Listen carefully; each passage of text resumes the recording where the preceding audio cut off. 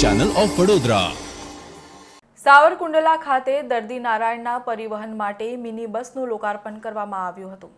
શ્રી લલ્લુભાઈ શેઠ આરોગ્ય મંદિર નિઃશુલ્કપણે દર્દી નારાયણની સેવામાં નિરંતર કાર્યરત છે અને આ સાથે દિન પ્રતિદિન આ સંસ્થા દર્દી નારાયણની સવલતોને ધ્યાનમાં રાખીને દર્દીને ઓછામાં ઓછી તકલીફ પડે તેનું સતત નિરીક્ષણ કરી રહી છે।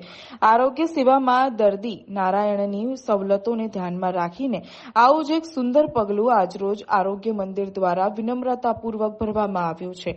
મુંબઈના ઉદારદાતા શ્રી સર પુરુષોત્તમ દાસ ઠાકોર દાસ અને દિવાળીમાં ટ્રસ્ટ મુંબઈના સહયોગથી આ સંસ્થામાં આજરોજ દર્દી નારાયણને કોઈ પણ કેમ્પ હોય અથવા કોઈ વિસ્તારમાંથી સાથે હોસ્પિટલમાં લાવી શકાય તે હેતુથી એક સુંદર અને આધુનિક સગવડોથી સુસજ્જ સેન્ટ્રલ એસી મિની બસનું લોકાર્પણ કરવામાં આવ્યું।